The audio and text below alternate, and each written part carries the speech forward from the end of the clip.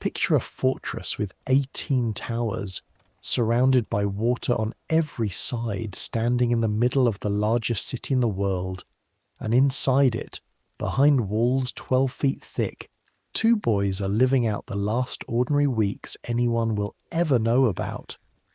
Add ravens that will not stop watching you. Add lions roaring somewhere below the earth. Add a girl outside the walls, mending shirts for a household that keeps losing its servants, no one telling her why, and a woman on the wharf who leans close and says the thing everyone already believes but no one says out loud. Nobody who works inside those royal lodgings lasts a month, not since the old king died. You go in, you see something you shouldn't, and you're gone. Some of them say gone home.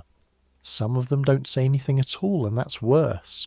We're going there tonight, into the Tower of London in the summer of 1483, not as tourists filing past a gift shop selling replica crowns, but as a 15-year-old scullery boy named Hob Venner, newly hired into a household that is quietly, methodically, being taken apart around him. One boy, 6 weeks, everything he saw and smelled and carried and feared.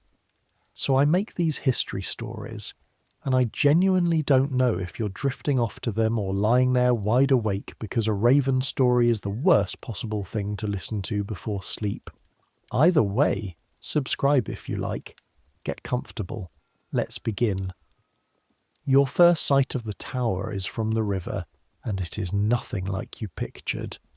You'd imagined one tower, a single stone finger pointing at the sky, the way the ballad sellers in your village used to describe it, back when you were a boy who'd never travelled further than the next parish. What you get instead, as the wherry cuts across the current and the boatman grunts with each pull of the oars, is a small walled city. 18 towers, the boatman tells you without being asked. Jerking his chin at the pale keep rising in the centre of it all, that's the White Tower. Been there near 400 years, built by a Norman bastard who wanted London to know exactly who was in charge now. The walls come up out of the water like something growing rather than something built. Grey stone gone dark at the waterline where the Thames has been licking at it for centuries, streaked green above that with weed and damp, and above the green pale limestone catching the July sun so hard it hurts to look at directly. You smell it before you're close enough to make out faces on the wharf. River mud first, thick and sulphurous, the smell of a tide going out and leaving its business behind on the mud flats. Then wood smoke, dozens of separate fires all mixing into one grey haze that hangs low over the walls in the windless morning. Then something sharper underneath both of those, something you don't have a name for yet but will learn soon enough. A wild, rank animal smell, low and constant, coming from somewhere you can't see. Lions, the boatman says, seeing your face. Keep them in a tower by the main gate. You'll get used to the smell. Mostly. You do not believe him. The wherry bumps against the water stairs, and you climb out onto stone slick with green weed, your legs unsteady after the crossing, your bundle of clothes clutched against your chest like it might be stolen from you before you've even found your feet. A woman is waiting, not for you specifically, for whoever the boat brought, and when she sees you, a boy of 15 in a coat too big for him, carrying everything he owns wrapped in a single blanket, something crosses her face that you can't read yet. Later you'll understand it was pity. Kitchen or household, she asks without introduction. Household mistress. I'm to serve in the royal lodgings. I'm told to ask for a mistress price. I'm Price. She looks at you for a long moment, the way you'd look at a beast you were thinking of buying, checking its teeth, its legs, whether it would hold up under work. How old are you, boy? 15, mistress. Fenner, is it? From the letter? Hob Fenner, mistress. Yes. She sighs through her nose, a sound with the whole conversation folded inside it, and turns without another word, expecting you to follow. You do, half running to keep pace, your bundle banging against your hip, through a gate so thick it's less a doorway than a tunnel. Stone pressing close on both sides, the sound of your own footsteps coming back at you strange and doubled. You'll be the 4th this season, Mistress Price says, not looking back. 4th household boy since Easter. 4th, mistress? Don't ask me why. I don't know why. I don't ask why any more. A pause just long enough that you feel it. You'd do well not to either. You want to ask what happened to the other 3. Something in the set of her shoulders tells you this is not a question you're permitted, so you swallow it down along with everything else you don't yet understand, and you follow her deeper into the fortress, and the smell of the lions fades behind wood smoke and river mud, and underneath all of it, the particular smell of too many people living in too small a space, sweat and tallow and boiled meat, and the chamber pots that haven't been emptied since dawn. The inner courtyard opens up around you, and there it is at last. The White Tower itself, 90 feet of pale stone rising straight up out of the green, 4 turrets at its corners like a crown set down on the earth. William the Conqueror built the core of it starting in 1078, Mistress Price tells you without being asked.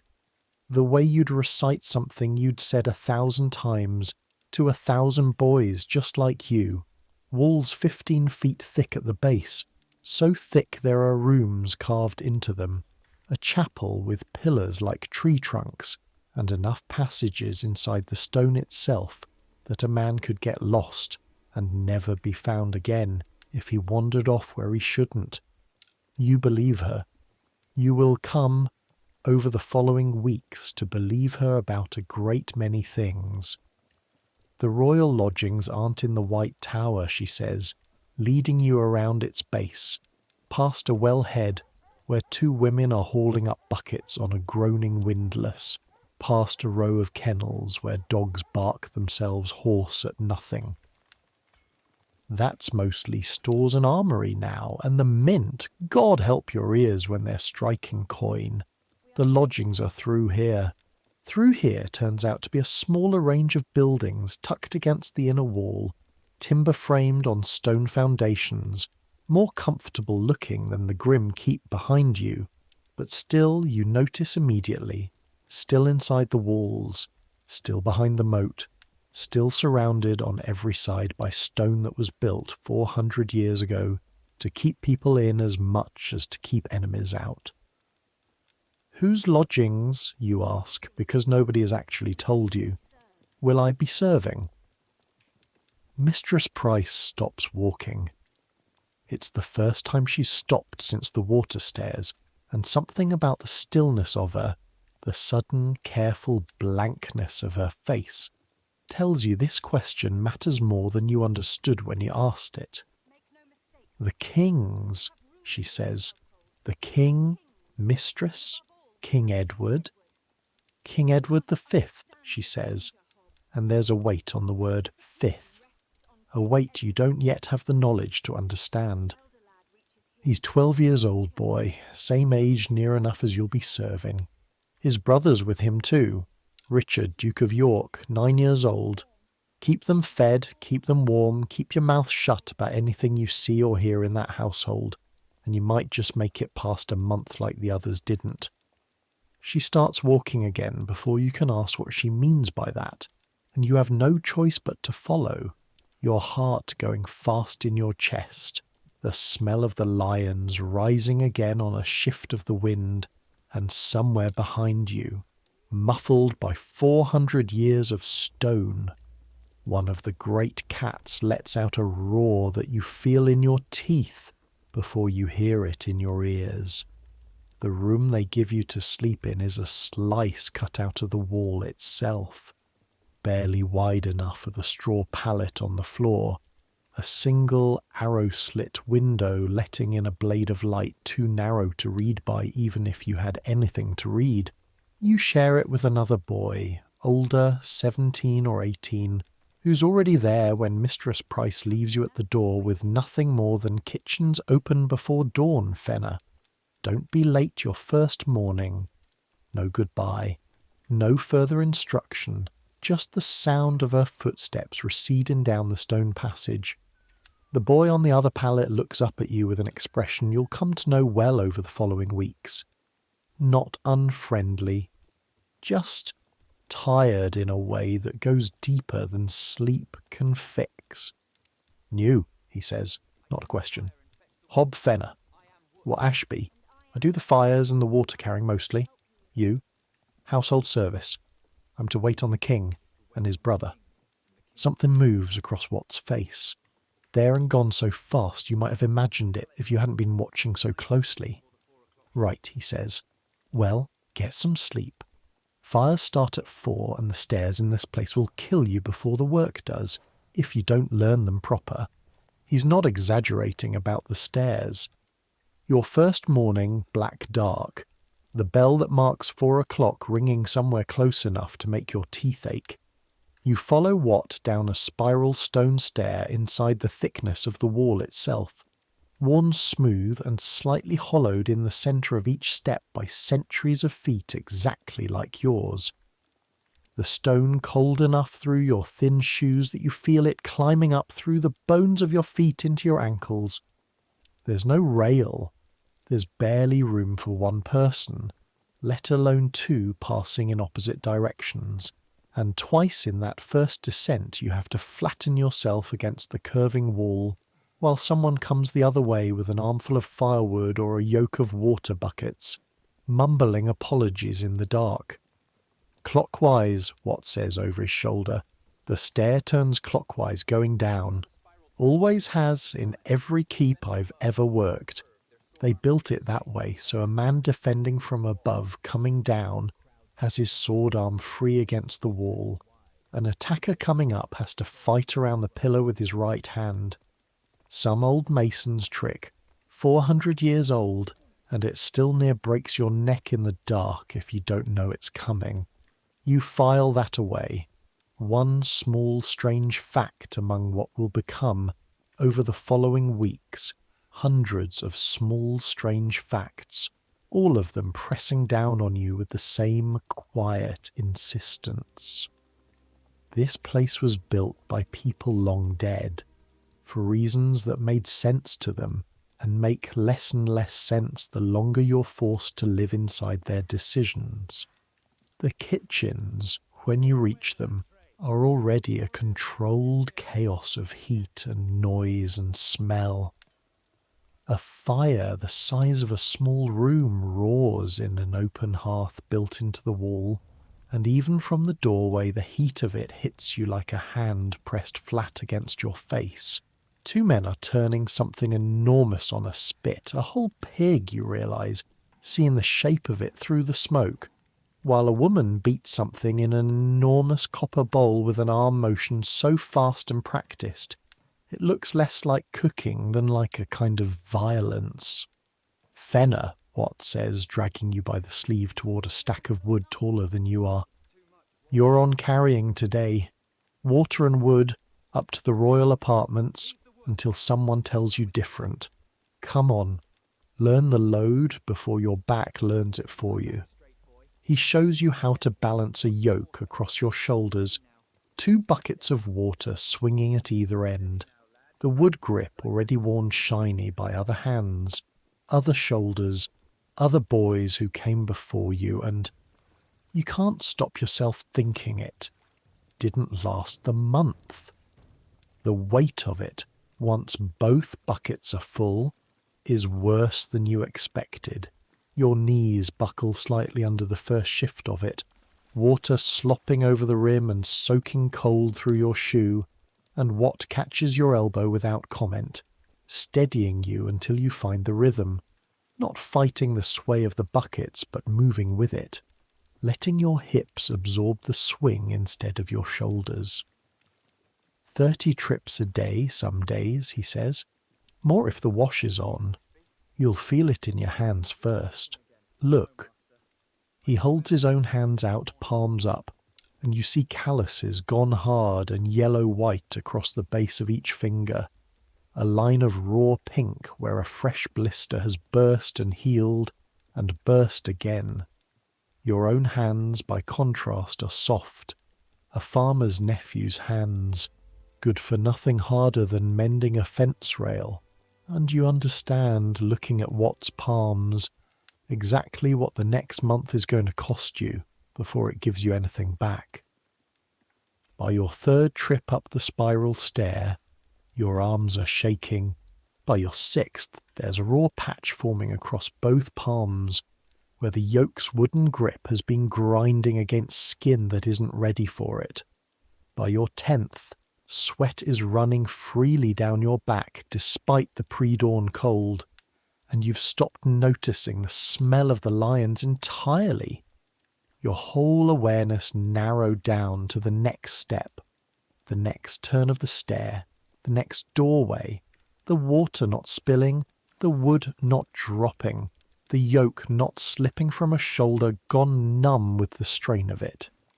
Nobody warns you, on that first climb, that the boy who did this work before you isn't dead, or gone home, or promoted somewhere better. Nobody tells you anything at all. You'll learn it in pieces, over the following days, the way you learn everything in this place, sideways, in whispers, in the things people don't quite say when you ask them directly. What you do learn, on that first morning, climbing stairs built by dead men for reasons that made sense 400 years ago, is the shape of the work itself, and the shape of the silence around you, thick as the walls, and just as deliberately built. You learn, too, that same first day, exactly what the distance looks like between what goes up those stairs and what stays behind in the kitchens. The tray that leaves the hearth for the royal table that first evening carries a capon roasted to a deep golden brown, its skin glazed with something sweet that makes your mouth water just watching it pass. Small dishes of stewed fruit in spiced syrup, white bread so fine and pale it barely resembles the coarse dark loaves you grew up eating, and a jug of wine sealed with the household's own mark. You watch it go up the stair ahead of you, carried by an older servant who handles the tray with the careful, practiced reverence of a man handling something worth more than he'll earn in a month, and you follow behind with your empty yoke, already dreading the climb back down for another load of water. What comes back to the kitchens afterward, once the royal table has been cleared, is scraped into a common pot for the household staff, the leavings of a meal none of you were ever meant to taste in its whole form, bones stripped nearly clean already, a heel of the fine bread gone slightly stale, and this, mixed with whatever coarse pottage the kitchen has been simmering all day for exactly this purpose, becomes your own supper, eaten standing at a long trestle table in the kitchen's corner, a wooden bowl passed hand to hand, no time allowed for lingering over it before the next task calls you away. It isn't cruelty exactly, you come to understand over the following days. It's simply the ordinary shape of a world built long before you were born, where the same roof can shelter, on one side of a single stone wall, a boy served capon on silver, and on the other side, a boy your own age grateful for its bones. You eat your own thin share standing up that first night, your legs already aching from the stairs, and you tell yourself it's enough, because it has to be, because there is no arrangement in this fortress, however unfair, that a household boy 3 days into his first position has any power whatsoever to change. You meet the king on your second day, and nothing anyone told you prepares you for how small he seems. You'd built a picture in your head overnight, lying awake on the straw pallet listening to what's breathing settle into sleep, of someone crowned and gilded, a king the way the word had always meant something to you before, someone whose presence would fill a room the way your own village priest filled a church merely by standing at the altar. What you get instead, when Mistress Price finally leads you up through the lodgings and into the presence chamber, is a boy. A pale boy, tall for 12 but not broad with it, dressed in good dark velvet that seems, somehow, to make him look smaller rather than grander. The way a coat cut for a man makes a child look like he's playing dress-up in his father's clothes. He's sitting near the window with a book open on his knees, not reading it, his eyes fixed instead on something out beyond the glass that you can't see from where you're standing. "Your Grace," Mistress Price says, dropping into a curtsy so practised it looks like a single fluid motion. "The new household boy, Fenner." You copy her badly, your knee catching the hem of your own coat, nearly pitching you forward onto the rushes covering the floor. Nobody laughs. That somehow is worse than if they had. The king looks at you for a long moment, not unkindly, just with the particular weariness of someone who has been introduced to a great many new faces lately and has stopped expecting any of them to stay. "What happened to the last one?" he says. "Not to you." To Mistress Price, in a voice pitched carefully flat, the voice of someone who has learned not to let his questions carry too much weight in a house full of walls that seem to listen. "Reassigned, Your Grace." The answer comes fast, practised, the same way her curtsy came fast and practised, and you understand, hearing it, that this is not the first time she has said these exact words in this exact room. The king's eyes move to you again, and something in them, some flicker of private calculation, tells you he does not believe her any more than you do. He says nothing further, though. He goes back to looking out the window, and Mistress Price takes that as dismissal, steering you out by the shoulder with a grip firmer than strictly necessary. The younger brother, Richard, Duke of York, you meet an hour later, and he could not be more different from the king if the two of them had been raised in different countries. 9 years old, small even for 9, with a restless, quick-moving energy that fills the room the way his brother's stillness empties it. He's playing some game on the floor with a set of carved wooden soldiers, arranging and rearranging them into ranks, and when you're brought in and made to bow, he barely glances up. "Can you play at soldiers?" he asks, still moving his little wooden men. I don't know the rules, Your Grace." "There aren't any rules. You just knock them over and see who's left standing." He looks up at last, and his face, so much less guarded than his brother's, breaks into something close to delight. "Do you want to play?" "Richard." A woman's voice from the doorway behind you, gentle but with an edge of correction underneath it. "The boy has duties. Let him be about them."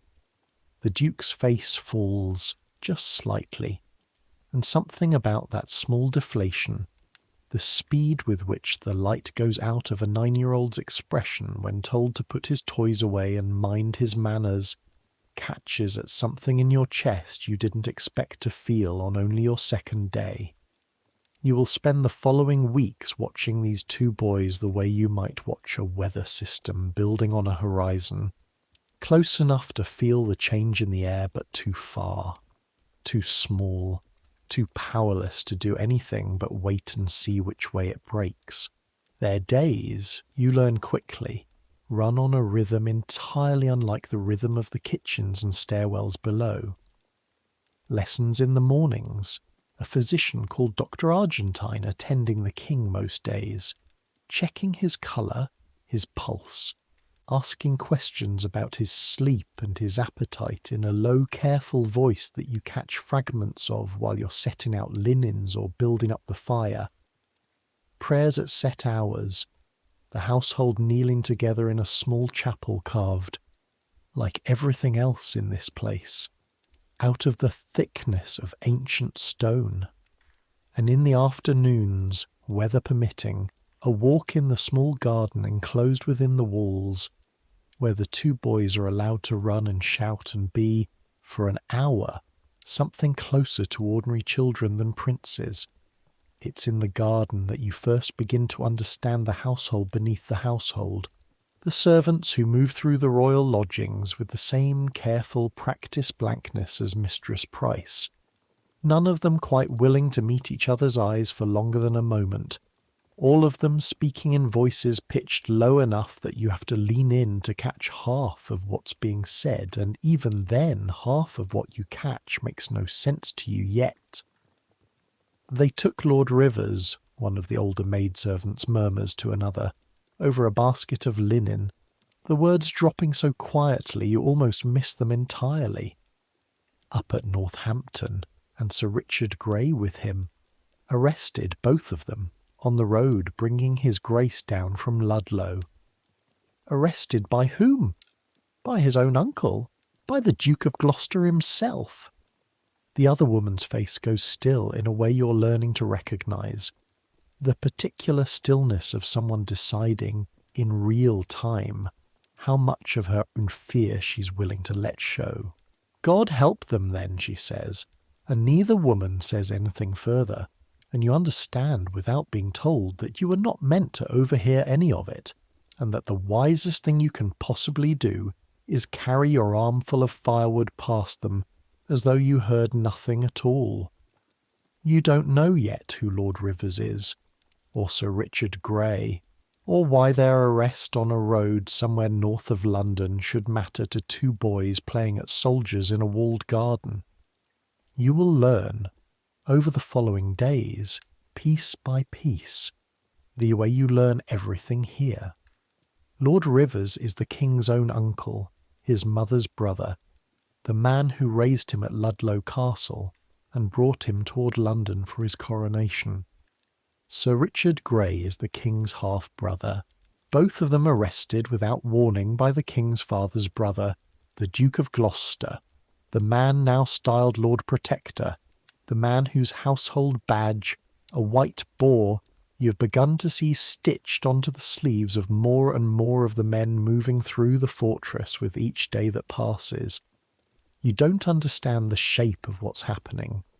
You're 15 years old and 3 days into your first position, and utterly unequipped to read the currents moving beneath the surface of a royal household in the grip of a succession crisis. But you understand with the same animal certainty that told you not to trust the boatman's promise about the smell of the lions, that something is wrong, and that it is getting more wrong with each day, and that the boys you are meant to serve, the king and his little brother, seem to understand this least of anyone in the entire fortress. The lions themselves you finally see on your 4th day, sent on an errand past the lion tower with a message for one of the keepers, and the sight of them stops you cold in a way the smell alone never quite managed. There are 3 of them, pacing separate stone enclosures barely large enough for a man to lie down in, let alone a beast built for open country 1,000 miles from this wet grey city.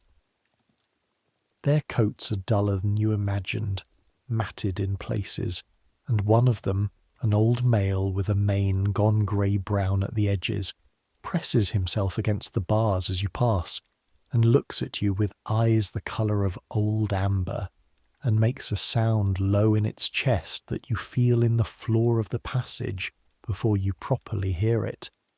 "Don't get close," the keeper tells you, taking your message without looking at it first, his attention fixed instead on the pacing animal behind you. Lost a boy's hand 2 summers back, one who thought he could feed it from too near the bars. They're not tame. Doesn't matter how long you keep one shut up in a cage. Underneath, it's still what it always was, You think about that sentence more than you probably should over the following days. Underneath, it's still what it always was. You think about it while watching the men in white boar livery move through the fortress with increasing frequency, their faces carefully neutral, their eyes moving over the household staff with the flat, assessing look of men counting something, checking numbers, deciding who stays and who goes. You think about it most of all while watching the king, sitting by his window with a book he never quite reads, looking out at a courtyard you begin to realize with a cold feeling settling low in your stomach, no longer permitted to leave. The fortress teaches you in that first fortnight that it contains more separate worlds than you'd ever imagined a single set of walls could hold, and that the royal lodgings are only the smallest and quietest of them. You're sent one afternoon on an errand to the Mint, tucked into its own range of low buildings along the inner wall, and the noise of it reaches you a full minute before you round the corner and see the source. A rhythmic ringing clatter that seems to come up through the soles of your feet as much as through your ears. Dozens of hammers striking dozens of dies in a chaos that only gradually resolves once you're standing in the doorway into something like a pattern. Men stripped to their shirts despite the cool stone around them, sweat running freely down necks gone permanently reddened from the work, striking blank discs of silver between two iron dies, with hammers swung in a short, brutal, endlessly repeated arc, turning raw metal into coin bearing the same king's face that changes. You'll learn, rather more often in this particular decade than the moneyers themselves would probably prefer. The air in there tastes of hot metal and oil and a fine grey dust that coats every surface, every face, every knuckle, and the noise is bad enough that the men working closest to the dies wear scraps of wool stuffed into their ears, and still, you're told, half of them go deaf in one ear or the other before they're 40. You walk back from the Mint with your own ears ringing, and it's on that same walk, cutting through a lower passage you haven't used before, that you first understand the fortress holds prisoners too, and that some of them are living an entirely different life from the one you'd assumed a prisoner must live. You catch sight of one through a barred window at eye level, a man past middle age, comfortably dressed, sitting at a small table with what looks like a proper dinner laid before him. A servant of his own standing nearby to pour his wine. A fire burning in a hearth that would put your own sleeping quarters to shame for warmth. He glances up as you pass, unbothered, almost bored. The look of a man for whom captivity has become simply another kind of ordinary life. Tedious rather than frightening. Further along the same passage, though, down a step where the light changes and the air turns colder and wetter against your skin, you pass another barred opening, low to the ground, and the smell that comes from it stops you where you stand. A thick, close, human smell of unwashed bodies and old straw and something worse underneath both. And a voice, cracked and low, asks you, without any real hope in the asking, whether you might spare a crust of the bread you're not even carrying. You have nothing to give him.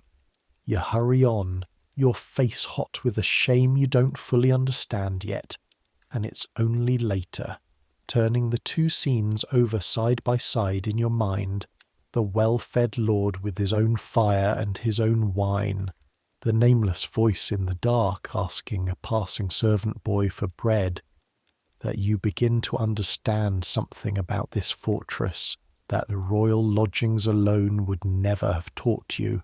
Being kept inside these walls means something entirely different depending on whose name you carry and whose favour you still enjoy, and the distance between a comfortable prison and a starving one can be as narrow as a single passage, a single turn of a stair, A single change in which way the political wind happens to be blowing that particular week.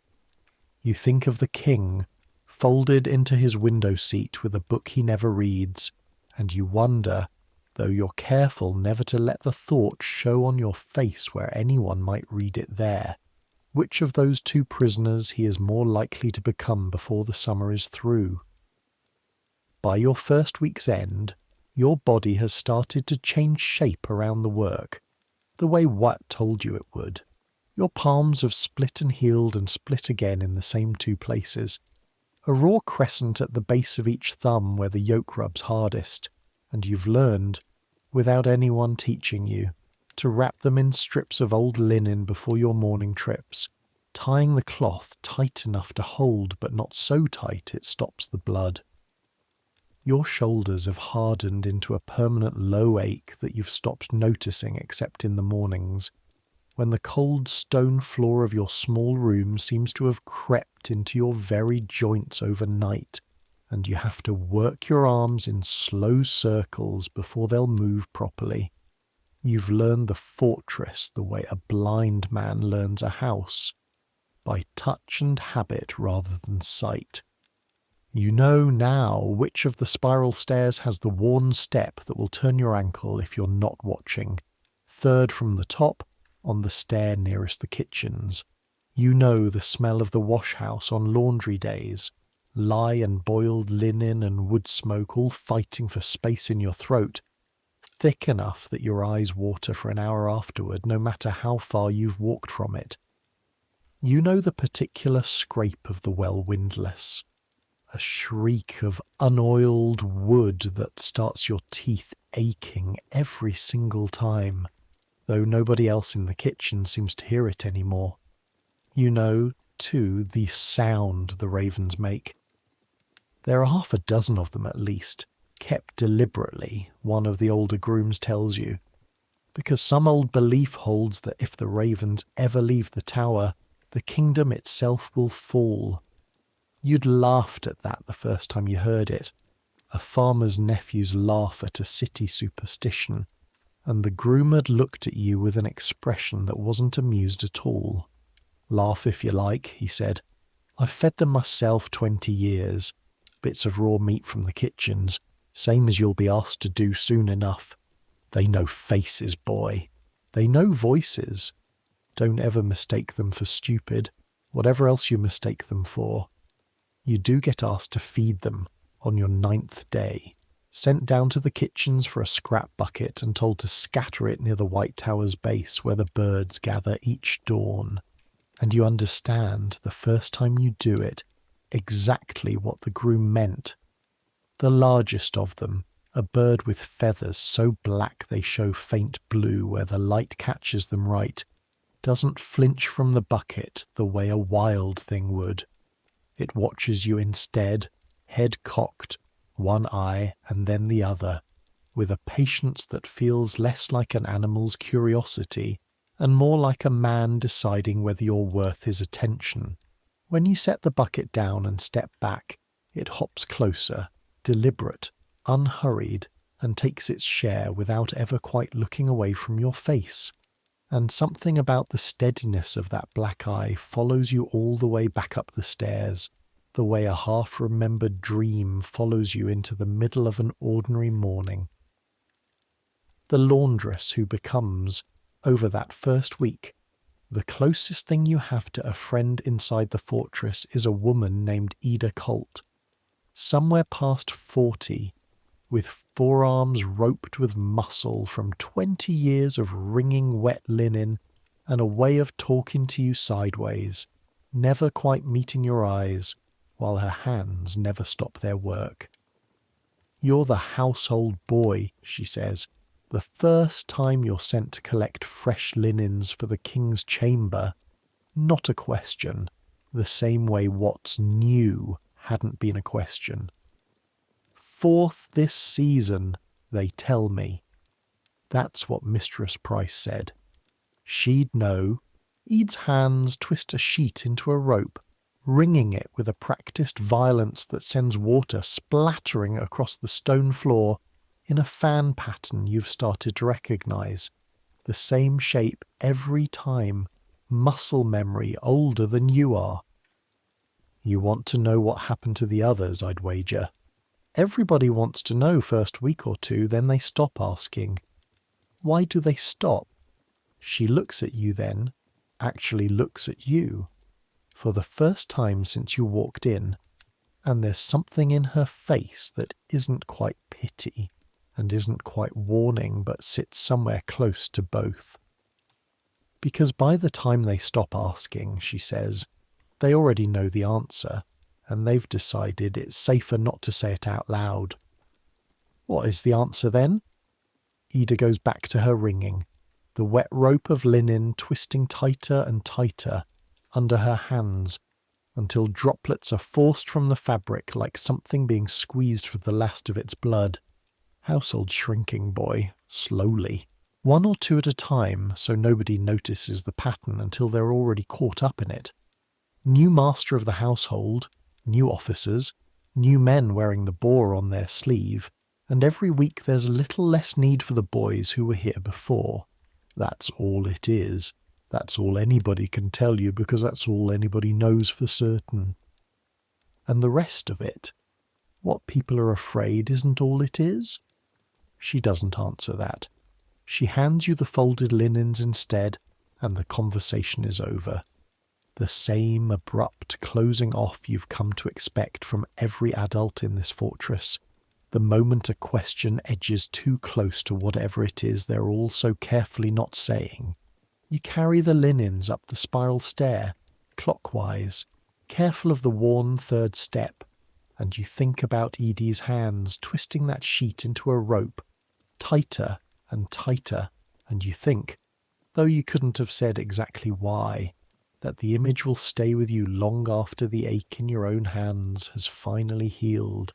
The Duke of York arrives properly into the royal apartments on a bright, ordinary Monday, and the whole fortress seems to hold its breath around the event without anyone telling you why it matters. You'd thought, foolishly, that the boy you'd already met playing with his wooden soldiers already lived here full-time alongside his brother. You learn, from an overheard fragment of conversation between two of the yeomen guarding the inner gate, that this isn't so. The younger prince had been kept until now with his mother and sisters in sanctuary at Westminster Abbey, a holy refuge the law says no one may violate, and that his coming to the tower today is the result of some negotiation, some pressure, some argument conducted in rooms you will never see between men whose names you're only beginning to learn. Archbishop went and fetched him out himself, one yeoman mutters to the other, not troubling to lower his voice as much as he perhaps should. Talked the Queen into giving him up, for company, they're saying, for his brother's coronation, so the two of them might walk together. And if she hadn't given him up? The first yeoman doesn't answer that one either. He just makes a small, tight motion with his chin toward the gatehouse, where a party is arriving on foot, a churchman in dark robes at its centre, and beside him, small and bewildered-looking in travelling clothes still dusty from the short journey across the city, the Duke of Richard, 9 years old, being led toward the tower like something being delivered rather than someone arriving. You watch from a doorway, your arms full of firewood, as the boy is brought in through the gate and across the green toward the royal lodgings, and you see the moment he catches sight of his brother waiting at the top of the steps, and you see the two of them run toward each other with an unguarded delight that, for one single unbroken moment, makes this whole grim fortress feel almost like an ordinary household welcoming home an ordinary child. It is the last time, though you have no way of knowing it yet, that you will see either of them look that happy. Within days, the household around them begins to change in ways even you, new as you are, cannot help but notice. The number of officers wearing the white boar badge grows. The gates, which had before allowed a certain steady traffic of household business, visitors, deliveries, messages coming and going, begin to feel tighter, slower, every crossing checked and logged by men who did not used to be standing at those particular posts. And the garden walks, the 1 hour each afternoon when the two boys have been allowed to run and shout and be children, begin, without any announcement, to shrink. Shorter each day. Fewer servants permitted to accompany them. The king's voice, when you catch fragments of it through half-open doors, growing quieter, more careful, more like a boy learning, in real time, exactly how much of himself is safe to show. You do not understand any of it yet, not fully, not the way you will come to understand it in the weeks that follow, but you feel it the way you'd feel a change in weather, pressure building somewhere beyond the edge of what you can see, and you find yourself more and more watching the two boys in the garden with something that isn't quite pity and isn't quite fear, but sits, uncomfortably, somewhere close to both. The morning it happens, you are carrying breakfast bread up toward the council chamber, and the whole shape of the day comes apart before you have even reached the top of the stairs. It's the 13th of June, a Friday, warm enough already at that early hour that you've left your coat unfastened, the yoke across your shoulders lighter than usual, just baskets today instead of water, and you're thinking about nothing more urgent than whether Ede might have a moment later to show you the trick she uses for getting scorch marks out of linen when the shouting starts.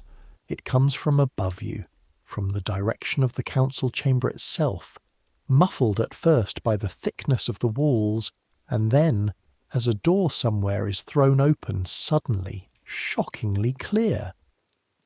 Men's voices, several of them at once, one rising sharp and furious above the others, and under it a scraping crash that you will only understand later was a table overturned, and then, worse than either, the particular ringing clatter of drawn steel. You freeze on the stair, halfway up, the basket of bread forgotten in your hands, every instinct in your body telling you to either run up toward the noise or flee back down away from it, and finding yourself capable of neither, rooted to the worn stone step by a fear you don't have a name for yet. A man comes past you at a dead run, one of the household officers, his face the colour of the old tallow, and he doesn't so much as glance at you as he shoves past, taking the stairs two at a time, his breath coming in short, controlled gasps like a man forcing himself not to be sick. You should go back down. Every sensible instinct you possess tells you to go back down, to retreat to the kitchens, to make yourself small and useful and nowhere near whatever is happening above you. Instead, and you will wonder for years afterward exactly why you did it, you climb one more turn of the stair, just far enough to see through a doorway left standing open in someone's haste, just far enough to see a slice of the room beyond it, men in armour, a table on its side, papers scattered across the rushes, and at the centre of it, surrounded, a man you recognise because you've seen him twice before moving through the royal lodgings, with the easy confidence of someone who belonged there completely. Lord Hastings, Lord Chamberlain of the whole household, a man whose word had, until this exact moment, carried more weight in this fortress than almost anyone's beside the Protector's own, being seized by both arms and forced toward the door, with a speed that leaves no room for argument, his face gone slack with a shock so total it looks almost peaceful. The calm of a man whose mind has not yet caught up with what his body already understands is happening to him. You do not see what happens next. You are hauled backward by the collar, hard enough to knock the breath out of you, by the same officer who'd run past you moments before, now returning, and he doesn't say a word, just drags you bodily back down 2 turns of the stair and shoves you toward the kitchens with a look that needs no translation whatsoever. You do not need to see the rest. You learn it anyway, within the hour, the way everything gets learned in this fortress, in fragments, in whispers, in the white shaking faces of household staff who saw more than you did, and cannot stop themselves from talking about it in low voices over the washing troughs. Lord Hastings was taken out onto the green, they say. No trial, no formal charge read aloud that anyone can properly account for. A log of firewood, the kind you yourself have carried up these very stairs 100 times this past fortnight, dragged out and set down for want of a proper block, and within the same hour that had begun with him sitting at council as the most powerful man in the household after the Protector himself, he was dead, his head struck from his body on a fortress green. You have crossed every single day since you arrived. They say the Protector banged his fist on the table, one of the scullery women whispers to another, over a basin of grey water, and cried treason, and the men were in the room before Lord Hastings had even risen from his seat. They say he wasn't given time to make his confession proper. God rest him then, the other whispers back and crosses herself, quick and furtive, the gesture of someone who is afraid even prayer might be overheard and misconstrued. You do not sleep well that night. You lie on your straw pallet, listening to Watts breathing beside you, and every small sound of the fortress settling around you.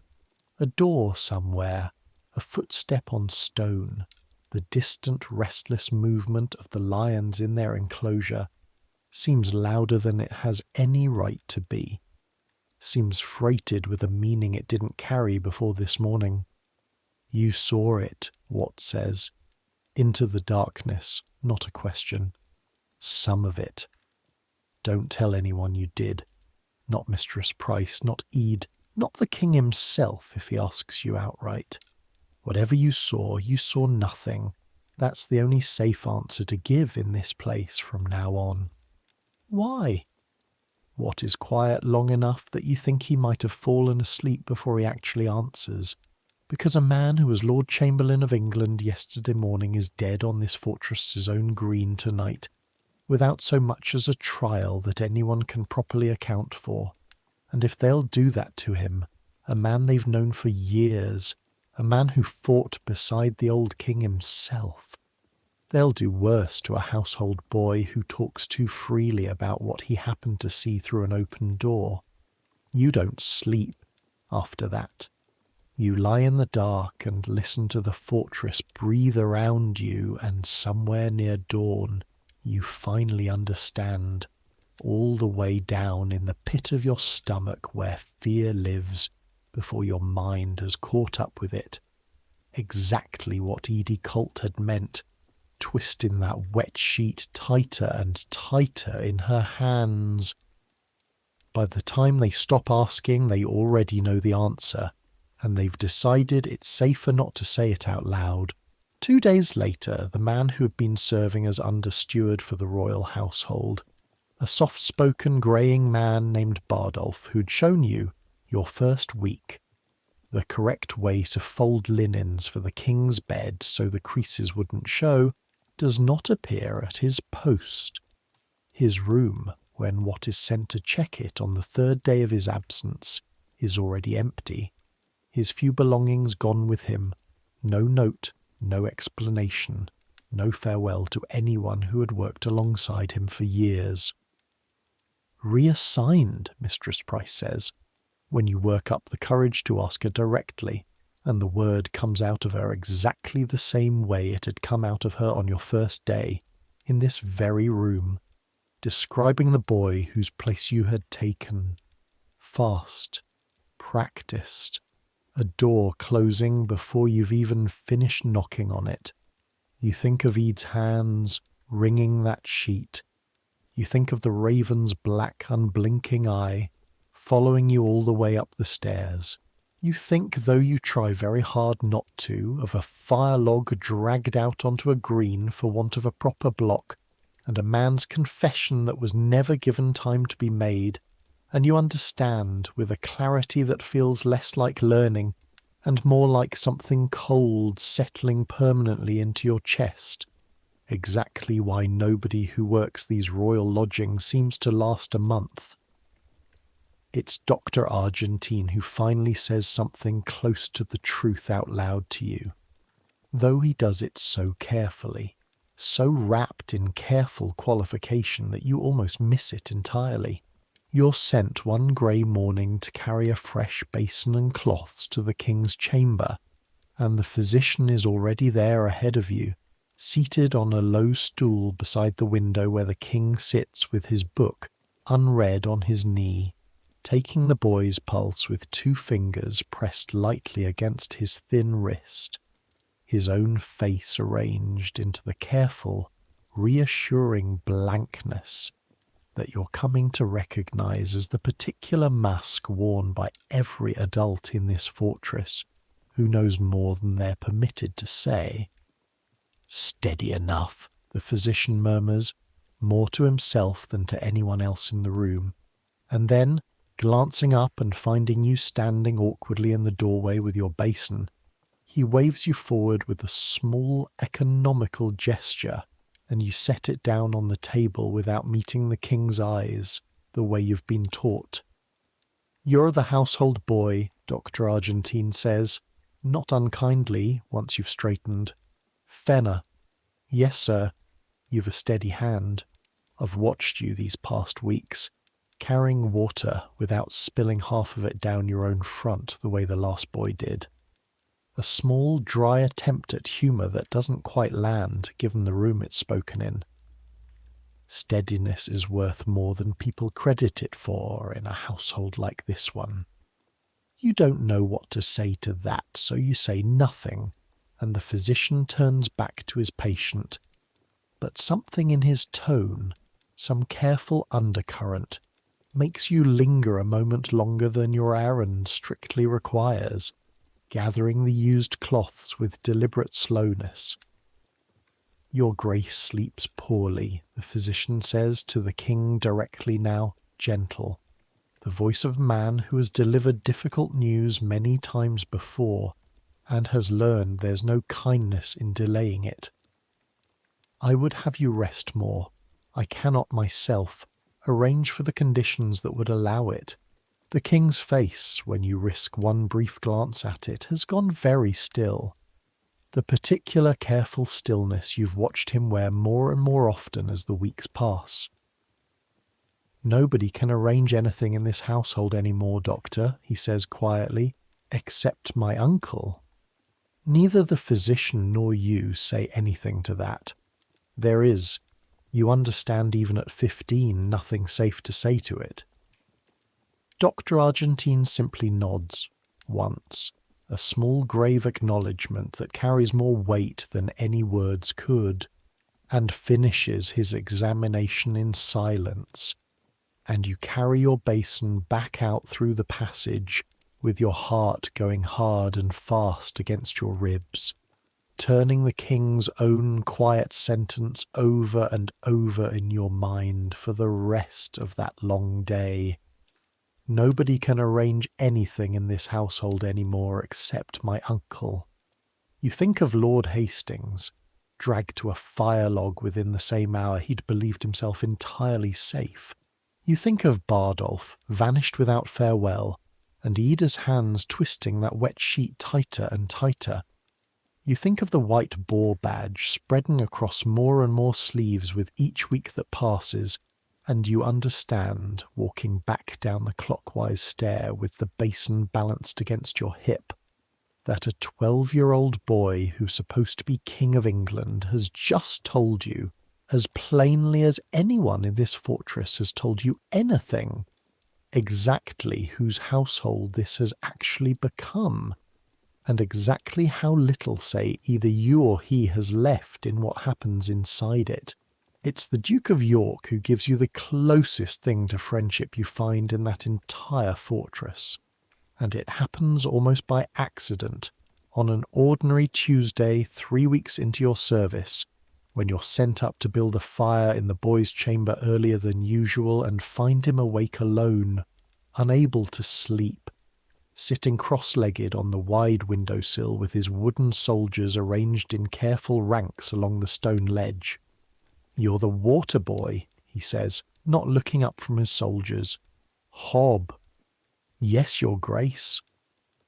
You keep your eyes down, the way you've been taught, and busy yourself with the kindling small twists of dry straw first, then the thinner sticks laid in a careful lattice the way Watch showed you, catching the spark before it can die. Edward's asleep. A small, quiet pause. He doesn't sleep well most nights.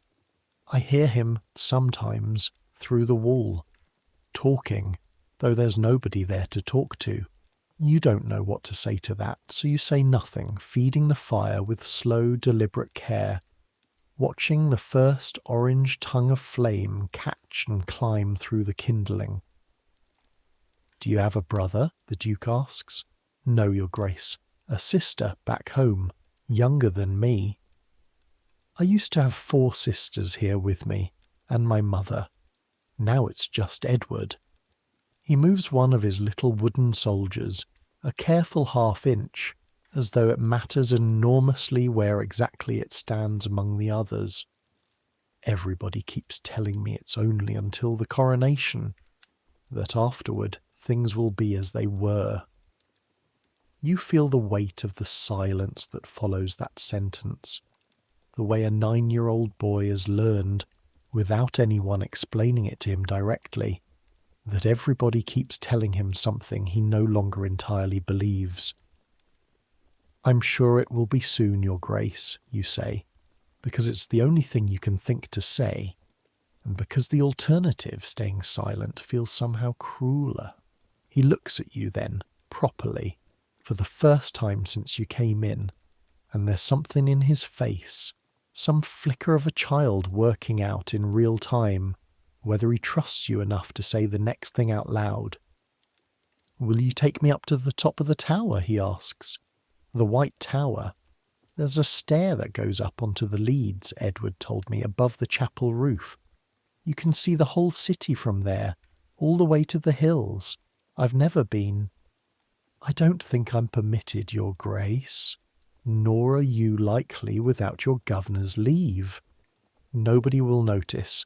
Everybody's so busy watching the gates these days. Nobody watches the stairs going up." A small, hopeful, entirely 9-year-old smile. "Please, Hob, just for a few minutes. I only want to see something that isn't this room. You should refuse.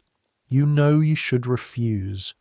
Every instinct honed by 3 weeks of watching servants disappear one by one, for reasons nobody will name out loud, tells you that taking the king's own brother somewhere he isn't permitted to go is exactly the kind of thing that gets a household boy quietly reassigned. But there's something in the boy's face, some small starved hunger for one single ordinary thing, in a world that has stopped being ordinary around him weeks ago, that you find yourself, against every sensible instinct, unable to refuse. You go early the next morning, before the household is properly awake, the Duke wrapped in a plain dark cloak that makes him look, for once, like nothing more than an ordinary boy trailing after an older servant on some unremarkable errand. You lead him up the spiral stair inside the White Tower's thickness, clockwise, past the chapel with its pillars like tree trunks, past storerooms stacked with pikes and barrels of arrow shafts, up and up until the stair narrows further still and opens, at last, onto a small door that gives way with a groan of old hinges onto the leaded roof itself. The wind hits you first, a clean cold rush after weeks of breathing wood smoke and river mud, and too many people crowded into too little space, and the Duke of York laughs out loud, a real laughy, unguarded, the first one you've heard from either boy since the day he arrived through the gate and ran to embrace his brother. London spreads out beneath you in every direction, further than you have ever seen a city spread in your life. Church spires beyond counting, dozens of them, each one marking a parish you'll never know the name of. The river curving away east and west, crowded with more masts than you could count in an hour of trying. Ships arrive from ports whose names mean nothing to a boy raised on a farm 2 days' ride from anywhere. Smoke rising in 1,000 separate threads from 1,000 separate chimneys, merging somewhere above the rooftops into the same grey haze that hangs permanently over everything. There, the Duke says, pointing, breathless with the pure ordinary joy of having something new to look at. That must be Westminster. Mother's there, and my sisters. His pointing hand drops slowly, and something in his voice changes. Quiet now, the wind almost taking the words before you catch them. I wonder if they can see this tower from there. I wonder if my mother's looking at it right now, wondering the same thing about me. You don't have an answer for that either. You stand beside him in silence, the wind pulling at both your cloaks, and you watch the smoke rise from 1,000 chimneys, and you think, though you don't say it, that this may be the last truly happy quarter hour either of these boys gets to have, and that you have somehow been given the strange, unearned privilege of witnessing it. Before you lead him back down, the Duke reaches into a small pouch at his belt and presses something into your hand, quick and furtive, the way you'd give a gift you weren't entirely sure you were allowed to give. It's a small carved horse, no bigger than your thumb, one of his wooden soldiers' mounts, the paint worn thin at its flanks from years of small hands. Keep it, he says, before you can refuse, in case they send you away too, so you'll remember you came up here and it was real, and it wasn't only a story someone told you afterward. You close your fingers around the little horse, its wood warm from where it's been carried against his skin, and you don't trust yourself to speak, so you only nod and lead him back down the clockwise turn of the stair, back into the thickening weight of the fortress below, back into a household that is, though neither of you says it aloud, running out of days. You feel that little wooden horse in your pocket for the rest of that day, and every day after, a small hard shape pressed against your hip through every stair you climb and every bucket you carry, and it becomes, without your ever quite deciding it should, the one thing in this entire fortress you are absolutely determined to keep. The lions nearly take a piece of you 3 days after that, and it teaches you something about this fortress that no amount of whispered gossip in the wash-house ever could. You're sent down to the lion tower on an ordinary errand, the scrap bucket balanced against your hip. The keeper who usually receives it laid up with a fever that's been going round the household staff all week, coughing and sweating in a corner of the guard room while 2 of his fellows argue about whether to send for a physician. Nobody else has been assigned the feeding, and the beasts, you're told by a passing yeoman with a shrug that suggests this isn't really his problem, haven't been fed since the previous evening. Just tip it through the low grate, he tells you, already walking away. Don't open anything. Don't reach through anything. They'll come to the smell of it themselves. You find the low grate easily enough, a barred opening at the base of the enclosure wall, level with your knees, clearly built for exactly this purpose. What you don't account for is the old male's hunger, sharpened by a mist feeding and the smell of raw meat carried on the bucket, and the speed with which 400 pounds of starved animal can cover the distance between the back of its enclosure and the bars in front of you.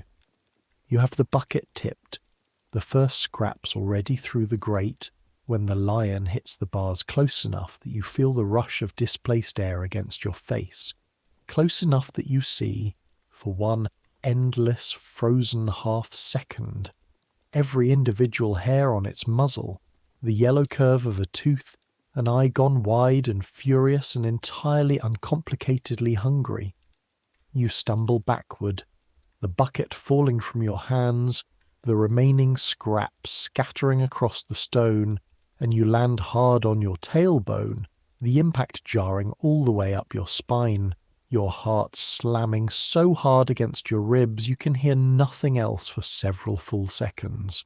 The lion doesn't get through the bars. Of course it doesn't.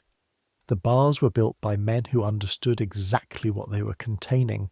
Thick iron sunk deep into the stone, and the animal's fury spends itself against them in a series of frustrated blows that ring like a smith's hammer and then subsides, the beast dropping its head to the spilled scraps within its reach, hunger winning out over rage the moment there's meat close enough to eat. You sit on the cold stone for a long moment after, your whole body shaking in a way you can't immediately stop, your palms scraped raw where you caught yourself falling, and somewhere in that shaking you find yourself thinking, with a clarity that surprises you even through the fear, of the keeper's words from your first week. Underneath, it's still what it always was. Doesn't matter how long you keep one shut up in a cage. You think of the Duke of Gloucester, styled Lord Protector, moving through this fortress in his careful, courteous way, addressing the king's household with unfailing correctness, and you think of a Lord Hastings, dragged to a fire log on the green within the same hour he'd sat at council, believing himself entirely safe. You think, though you try very hard to push the thought away because it feels dangerously close to the kind of thing that gets a boy quietly reassigned, that perhaps the keeper's words apply to more than lions. You don't tell anyone about the near miss, beyond a brief factual account to Mistress Price, who merely tells you to have your hand seen to and to be more careful with a grate next time, as though you'd made some clumsy error rather than nearly lost fingers to 400 pounds of starved muscle. But you dream about that yellow eye for 3 nights running, and each time you're sent past the Lion Tower afterward, you find yourself walking a wider circle than strictly necessary, and you notice, though you can't have said when exactly you started noticing it, that you've begun watching every man who wears the white boar on his sleeve with something of the same wary, sideways attention you now give the lions themselves. The weeks that follow compress in your memory afterward into something closer to a single long-held breath than a proper sequence of days. You notice the change in the boys before anyone puts words to it for you. The afternoon garden walks, once an hour, then 40 minutes, shrink further still, and then, 1 week, do not happen at all. 3 days running, no explanation offered to the household staff who had, until now, arranged their own afternoon duties around the timing of it. When the walks do resume, they're shorter than ever, and conducted, you notice, further back from the walls, away from any window or gatehouse where the boys might be seen or might see out. The king himself, when you catch sight of him now, seems to fold further into himself with each passing week. Dr. Argentine visits more frequently rather than less, and one afternoon, carrying linens past the physician's usual waiting spot outside the king's chamber, you overhear him telling another household officer, in a voice pitched low but not quite low enough, that his grace has begun each day, of late, as though preparing for his own death, saying his confession, and hearing mass with a solemnity that troubles the physician more than any fever would. You think about that sentence for a long time afterward. A 12-year-old boy, preparing each morning as though it might be his last, in a household that has already, within your own 5 weeks of service, watched one great lord dragged to a fire log without trial, and watched its own under-steward vanish without so much as a farewell. The Duke of York you see even less after the day on the leads, and when you do catch a glimpse of him, through a half-open door or crossing a passage under close escort, the restless, delighted energy that had filled every room he entered has gone quiet in a way that frightens you more than any single dramatic event could have. He is 9 years old, and he has stopped playing with his wooden soldiers, and nobody in the household will say why out loud, though you understand by now, without needing to be told, exactly the shape of the answer nobody is saying. You keep the little carved horse in your pocket through all of it, your thumb finding its worn flank a dozen times a day, without your quite deciding to reach for it. A small hard proof, exactly as the Duke had wanted, that whatever happens next, that quarter hour on the leads had been real.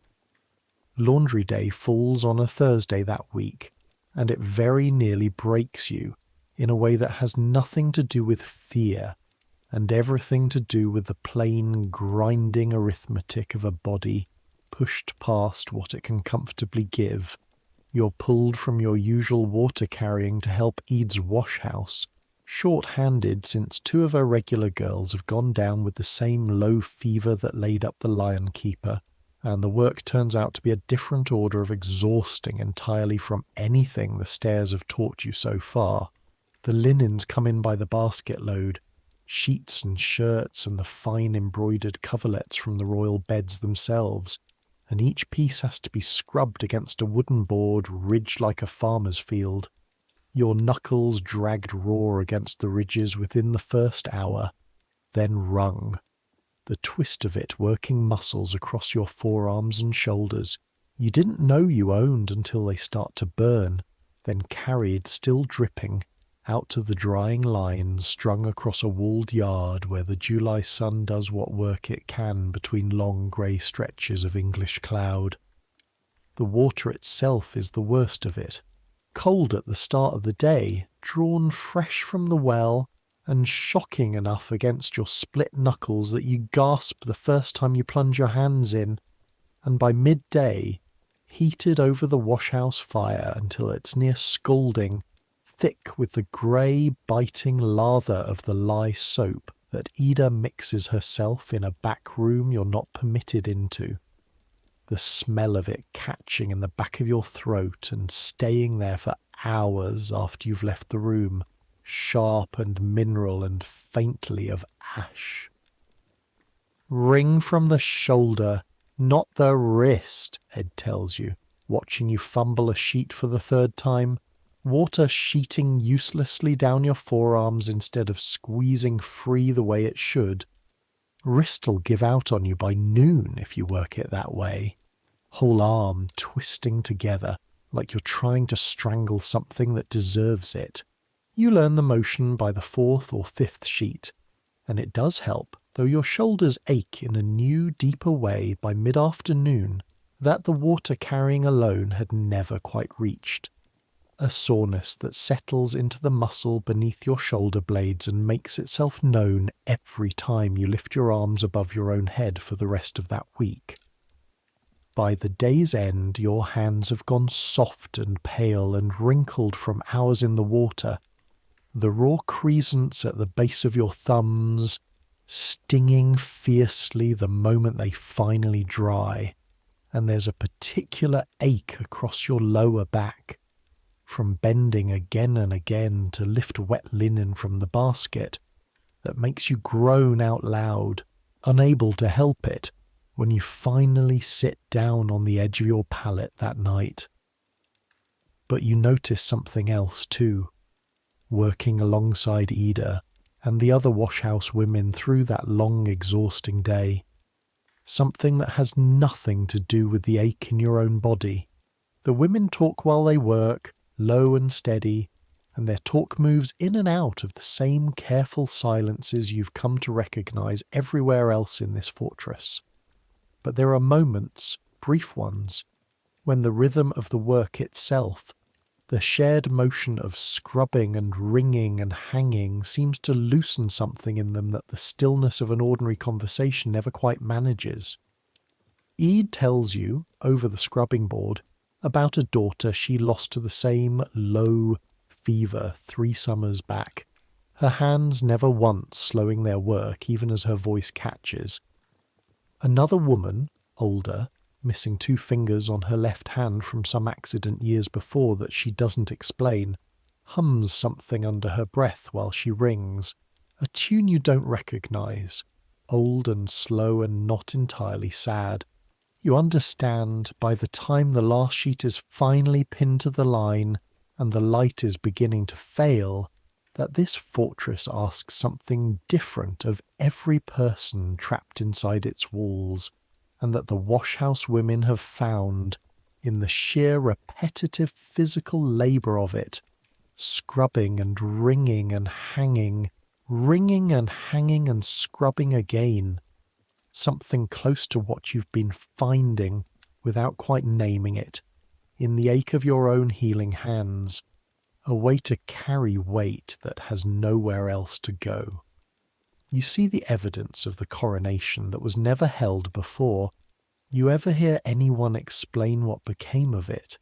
Early in your service, barely into your 2nd week, you'd been sent down to a storeroom off the main courtyard to fetch a bundle of candles, and you'd found the room instead half filled with bolts of cloth stacked floor to ceiling, crimson velvet and cloth of gold folded in careful lengths, more rich fabric in that single room than your uncle's entire village would have seen in a generation. All of it. One of the tailors working nearby had told you without much interest. Cut and measured for a coronation that had originally been set for the 22nd day of June. Small robes sized for a boy of 12. Smaller still, size for a boy of 9. You think of that storeroom again in the last week of June, sent past it on an errand and finding the door standing open, this space inside noticeably emptier than before, half the bolts gone, carried off you never learn exactly where, repurposed perhaps, or simply put into storage against some future use nobody in that room is willing to name aloud. A single length of the crimson velvet lies abandoned across a trestle table, as though someone had begun some final measurement and been called away before finishing it, and nobody has come back since to complete the work or clear it away. You touch it once, on your way past, unable to stop yourself, the pile of it soft and impossibly fine under your rough, water-hardened fingers, nothing at all like the coarse wool of your own coat, and you think of a 12-year-old boy who was meant to be wearing something cut from that very cloth on a June morning that has already come and gone without him, and you leave the storeroom feeling colder than the empty room itself has any right to make you feel. The coronation, when it finally comes, is not the coronation anyone in the household had spent the spring preparing for. You learn the shape of it the way you learn everything else in this fortress, sideways, in fragments, weeks of half-understood whispers finally resolving into something you can no longer pretend not to understand. There will be no coronation of King Edward V. There is talk spreading through the city in the first days of July with the speed of any rumour that finally finds air after weeks of being smothered, of a sermon preached at Paul's Cross questioning the old king's marriage, questioning whether his sons were ever lawfully born to inherit anything at all. There is talk of a petition presented to the Lord Protector himself, asking him, for the good and stability of the realm, to take the crown that some now claim was rightfully his all along. On the 6th of July, the Duke of Gloucester is crowned King Richard III at Westminster Abbey, and the household you serve, the household built entirely around a boy king who has not, in the end, been crowned at all, finds itself serving no one knows quite whom, or for how much longer. You are not permitted anywhere near Westminster for the ceremony itself. Your place is here, inside the walls, carrying water and wood exactly as you have every day since your arrival. But the fortress empties around you nonetheless. Officers and yeomen and half the kitchen staff given leave to cross the city and stand among the crowds along the processional route, and you find yourself in the strange, hollow quiet left behind, given an unexpected hour free in the early afternoon, and you use it without quite deciding to climb up onto a low section of the inner wall near the Bosham Tower, where you've seen other off-duty servants gather sometimes to watch the city beyond. From there, at that distance, you can just make out the great swell of noise rolling up from the direction of the Abbey, and along the route back, bells ringing from what sounds like every church tower in London at once. A sound so large and continuous it stops feeling like individual bells and starts feeling like something closer to weather.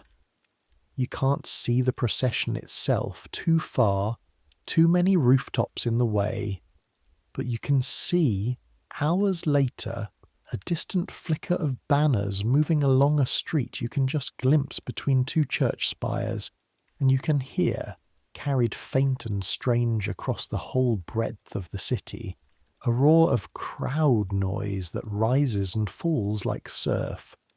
"That's him, then," says a voice beside you, and you turn to find Wat has climbed up to join you, his own face turned toward the same distant flicker of colour. "King Richard. Do you think the boys know?" you ask before you can stop yourself.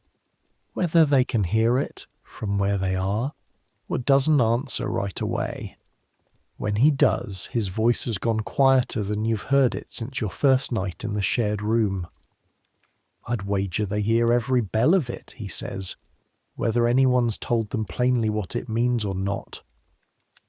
You think about the king, 12 years old, said each morning now to make his confession as though it might be his last. You think about the Duke of York and the little carved horse worn smooth against your thumb, and you wonder, sitting on that cold stone wall, with bells ringing across the whole breadth of the city for a coronation that was never meant to be anyone's but his brother's, whether either of them can hear it from wherever they're being kept, and what exactly a 9-year-old boy is meant to think, hearing bells rung in celebration of the very event that has quietly, methodically, taken away everything that was once going to be his brother's. You see them together one final time, 3 days after the coronation, and though nobody tells you in advance that it will be the last time, something in the particular careful quality of that afternoon, the extra guards positioned at the garden's far corners, the shortness of the walk itself, barely a quarter of an hour before they're led back inside, tells you, even as it's happening, to look harder than you usually would. They are playing, or trying to. The Duke of York has brought none of his wooden soldiers, you notice, an absence that catches at you more than you expect, and instead the two boys are simply walking the narrow gravel path along the garden's inner edge, close together, heads bent toward each other in a low conversation you're too far away to catch even a fragment of. The king, taller, walks with his hands clasped behind his back in a stiff, deliberate posture that makes him look, for one unbearable moment, less like a boy of 12 and more like an old man rehearsing a dignity he isn't sure he'll be permitted to keep. The Duke walks beside him, matching his stride, occasionally reaching out to touch his brother's sleeve, as though checking again and again that he is still there. You're carrying a basket of kindling across the yard's far edge, well outside the garden proper, and you slow your steps more than your errand strictly requires, watching the two small dark figures move along that gravel path in the thin July sunlight, and something in your chest aches in a way you don't have adequate words for. A boy of 15 watching two boys younger than himself walk the last quarter hour of freedom, Either of them will ever be permitted, though none of the three of you knows it yet with any certainty. An officer in the Protector's livery, the white boar stark against his dark sleeve, appears at the garden's far gate before the quarter hour is properly finished, and says something too quiet for you to hear, and the two boys stop walking, and after a moment, without protest, without the small childish resistance you might have expected from the Duke at least, they turn together and are led back inside. You do not see either of them again. You tell yourself, over the following days, that this means nothing in itself. Household routines change. Guests come and go. A boy your own age serving a great household learns quickly that the rhythms of those above him shift, for reasons that are never explained and rarely need to be. But the days accumulate, and the garden stays empty at the hour it once wasn't, and the linens you're sent to change grow, week by week, less and less disturbed, as though fewer and fewer hours are being spent in the rooms you're meant to be keeping ready, and you find yourself, without ever quite deciding to, counting. The household comes apart properly in the last week of July, and it happens so fast after weeks of slow erosion that it leaves you feeling as though the ground itself has shifted underfoot. It begins with Dr. Argentine. You're sent on a Tuesday morning to carry his usual basin of warm water up to the king's chamber, a task you've performed perhaps 30 times by now without incident, and you find the door barred to you by a yeoman you don't recognise, wearing the white boar prominent on his sleeve, who takes the basin from your hands at the threshold without a word of explanation, and closes the door in your face before you've even properly registered what's happened. Physician's been let go, Mistress Price tells you, later that same day, when you ask. Her voice gone flat in a way that tells you not to ask a second question behind the first one. New men attending now.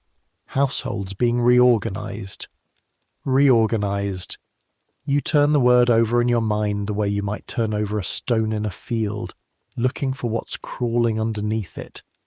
You think of Bardolph, gone without farewell. You think of Lord Hastings, dragged to a firelog within the same hour he'd believed himself entirely safe. You think of the garden, empty now at the hour it once wasn't, and the linens growing less and less disturbed with each week that passes, and you understand, with a coldness that settles into your chest and does not lift, that reorganised is simply the word this household has chosen, collectively, wordlessly, to use instead of the word that actually belongs there. Edicolt is dismissed 2 days later. You find out only because you go looking for her at the wash-house at the usual hour, and find a stranger at the troughs instead, a younger woman who barely looks up when you ask after her, muttering something about Mistress Colt being sent back to her people in Kent. No further explanation offered. The same closed door you've come to recognise in every face that's tried to tell you anything true in this fortress for the past 6 weeks.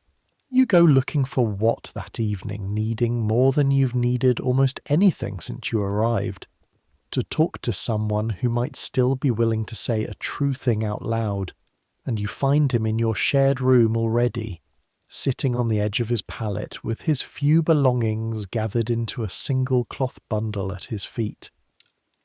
"They've told me to go," he says before you can ask.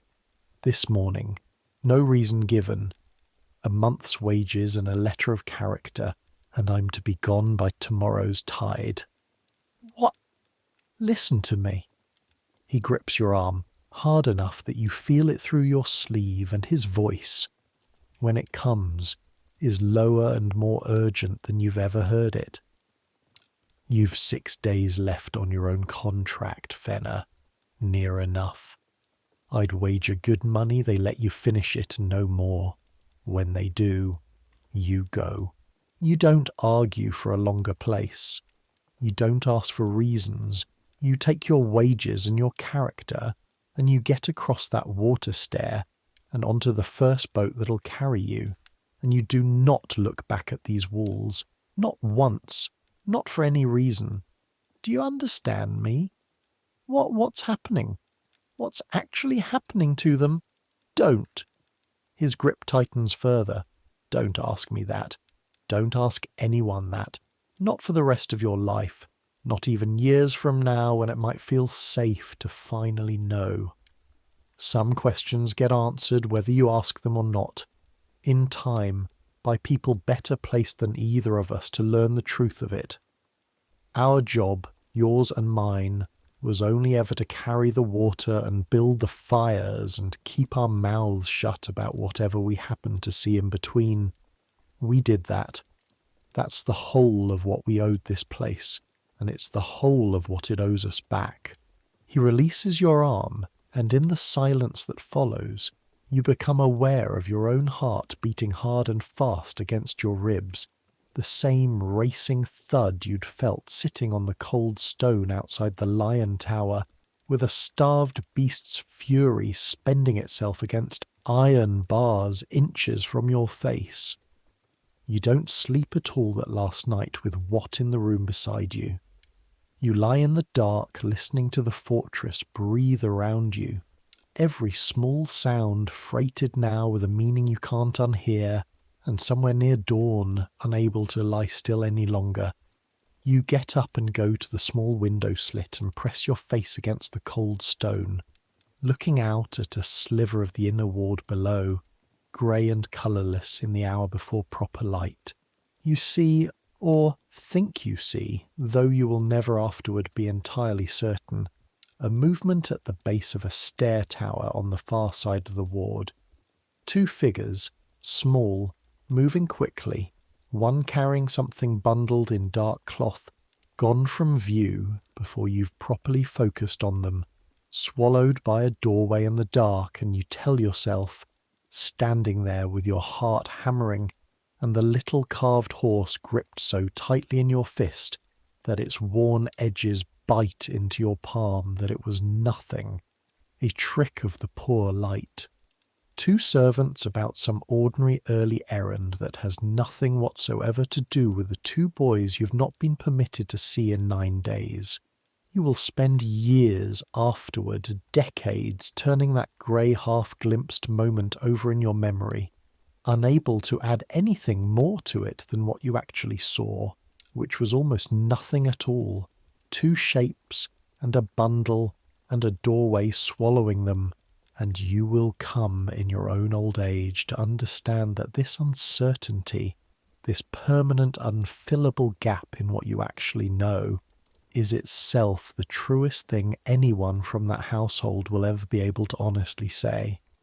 Nobody who served there that summer, however close they stood, however sharp their eyes, can tell you with any certainty what became of the two boys who once ran to embrace each other across a fortress green. The household simply grew quieter around their absence week by week, until the quiet became, itself, the only answer anyone was ever given. What leaves on the morning tide as promised, a brief hard clasp of your hand at the water stairs, the whole of his farewell, and then he is gone. One more small boat pulling away across the grey river, and you are alone in the room you'd shared with him for 6 weeks. Alone with a straw pallet gone cold on one side and a fortress around you that feels, for the first time since your arrival, less like a place of work and more like something you need, urgently, to survive. The days that follow Watt's departure move differently than any that came before them, slower in some moments and impossibly fast in others. The way a held breath stretches and compresses time both at once. You're given no new roommate. The small stone room stays half empty, Watt's pallet gone, only the flattened straw where it used to lie marking that anyone had ever slept there beside you.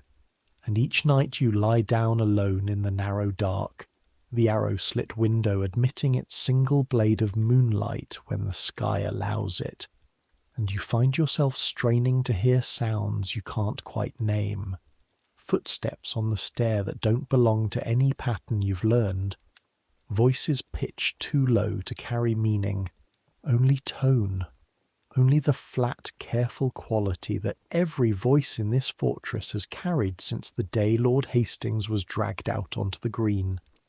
Your work does not stop.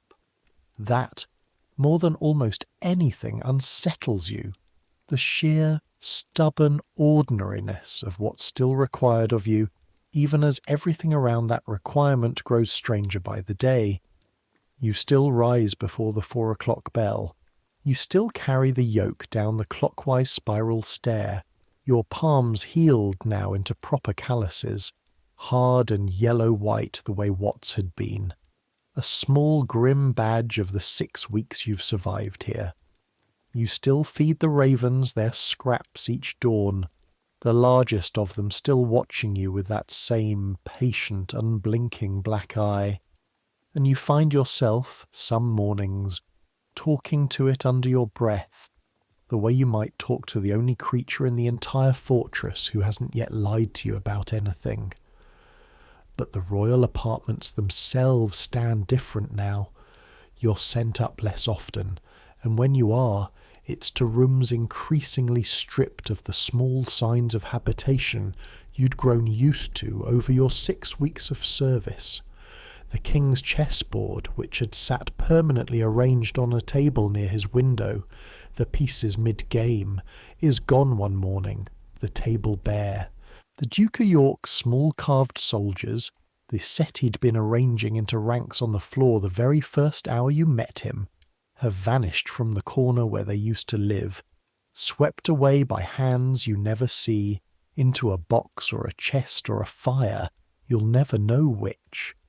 You ask Mistress Price once, carefully, phrasing it as gently as you know how, whether the young princes are keeping well, and she looks at you for a long moment with an expression you can't entirely read, something that might be warning, and might, underneath the warning, be a kind of grief.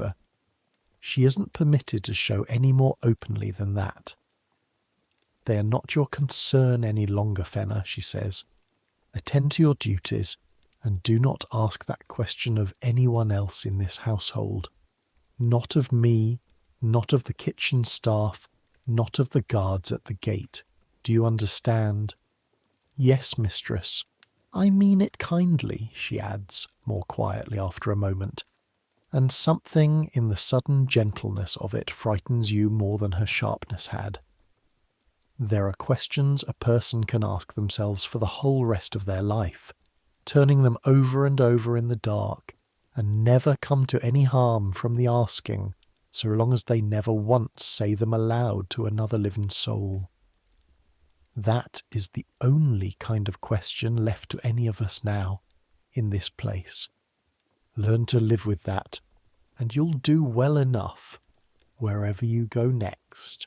You had dismissed yourself 6 days later, exactly as Watt had predicted, called into the same small office off the main courtyard where you'd first been given your straw pallet and your position, and told by a clerk you don't recognise that your contracted term of service is concluded, that you'll be paid your wages in full, and given a letter of character noting satisfactory service, and that a boat has been arranged to carry you and your belongings across the river that same afternoon. Is there a reason, you ask, your voice coming out smaller than you intend, for the term ending early? I was told 2 months when I was hired. The clerk doesn't look up from the ledger he's writing your name into. Households being reduced, he says, the same flat, practised phrase you've heard applied to every departure these past weeks, Bardolph's and Eda's and Watt's, and now at last your own. Nothing more to it than that. You've served well. Take your wages and go with a clear conscience. You want badly to ask him the question everyone in this fortress has spent 6 weeks teaching you never to ask out loud. You want to ask what has actually become of the 2 boys you carried water for. The king who made his confession each morning as though it might be his last. The Duke of York who gave you a small carved horse from his own belt and asked only that you remember 1/4 hour on the leads had been real.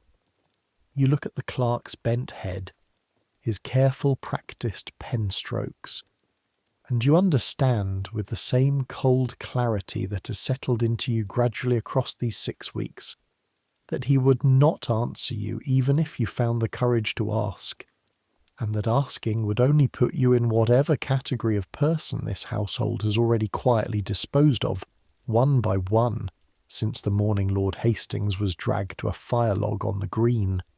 So you say nothing.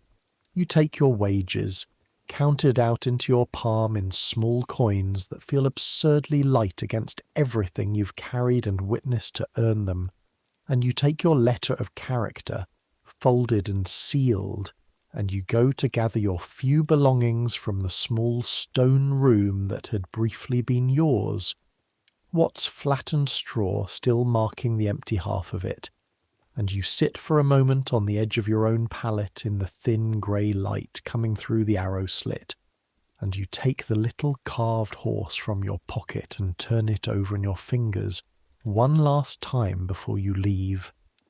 Its paint is worn thinner now than when you first received it. 6 weeks of being carried against your hip through every stair and every errand, rubbing away what little colour had survived the Duke's own childhood handling before yours.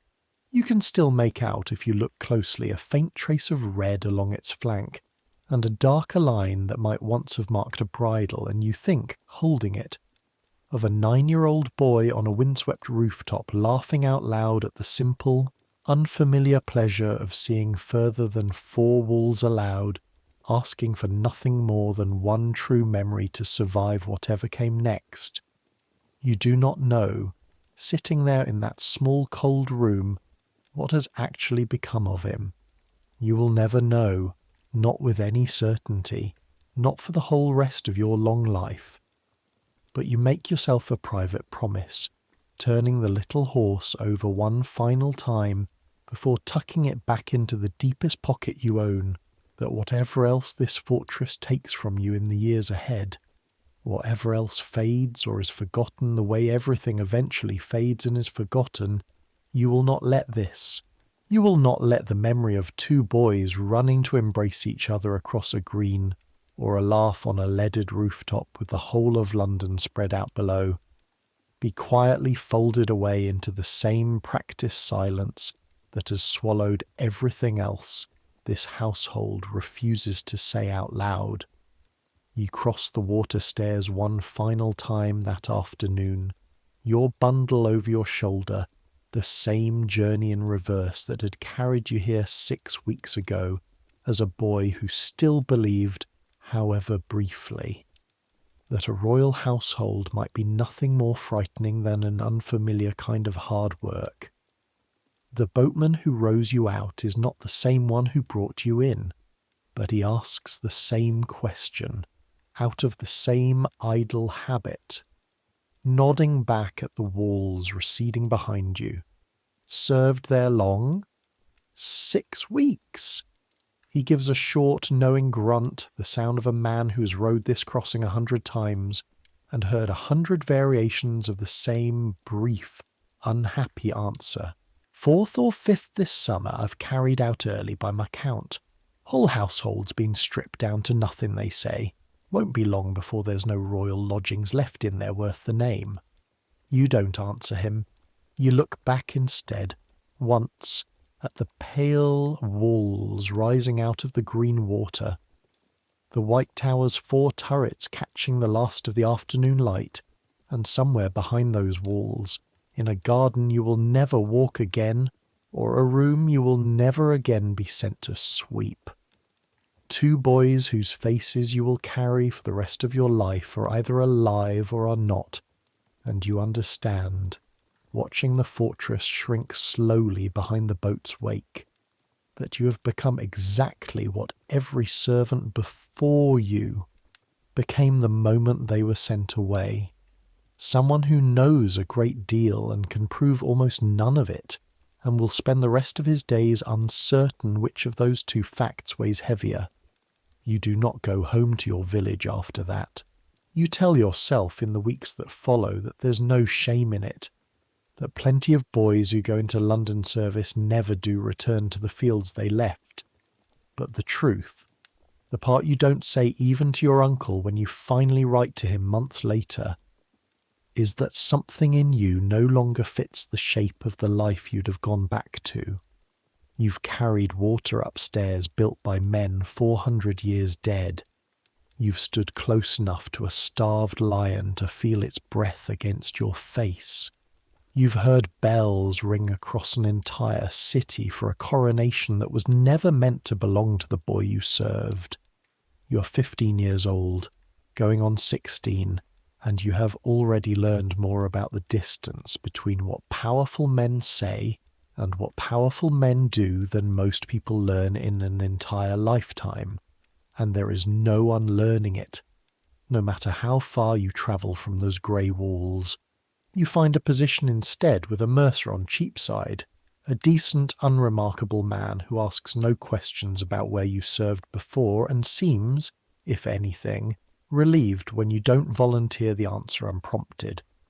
You learn a trade there over the following years, cloth and thread and the small daily commerce of an ordinary London shop, and slowly the particular tension that had lived permanently in your shoulders through those 6 weeks in the tower begins gradually to ease.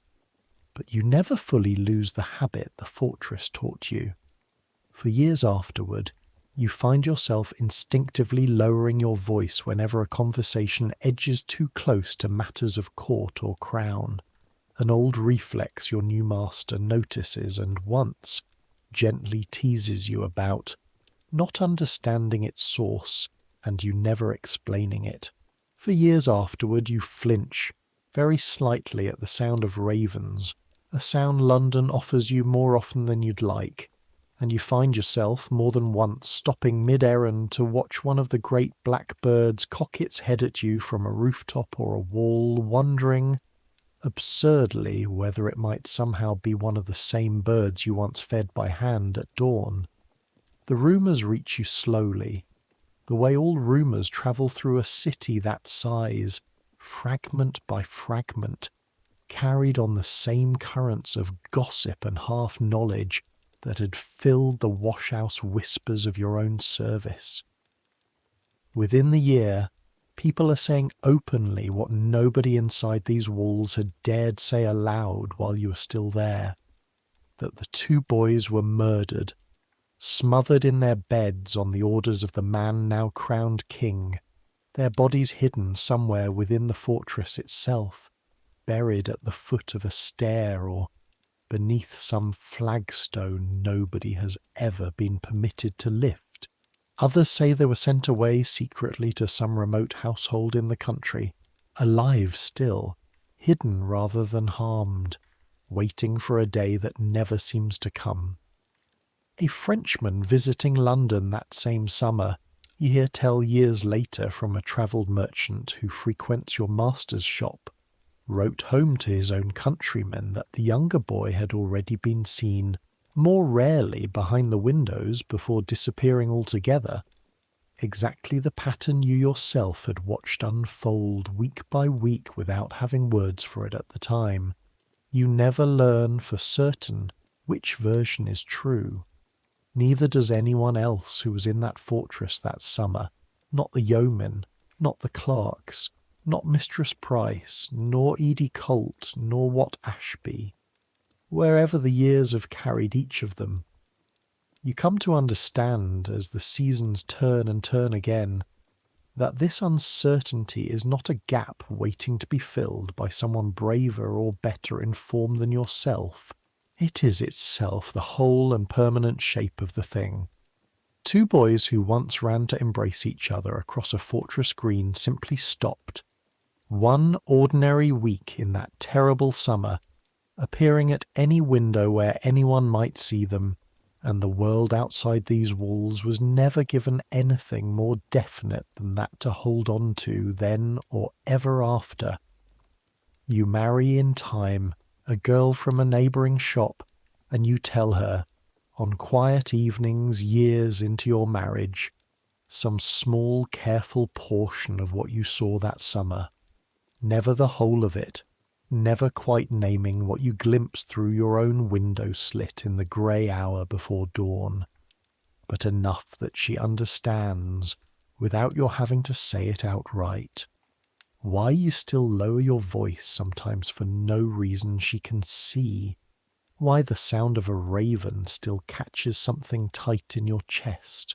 You have children of your own eventually and grandchildren after them, and on certain evenings when you're old enough that the years have worn some of the fear down into something closer to sorrow, you tell them a careful edited version of the story too. Not the fear itself, not the particular cold weight of watching a household disassemble itself around two children, one dismissal at a time. You tell them instead about a boy your own age, a king who was never crowned, and his younger brother, 9 years old, who once asked a servant to take him up onto a rooftop so he could see further than 4 walls would allow, and who laughed out loud, genuinely, unguardedly, at the simple pleasure of it.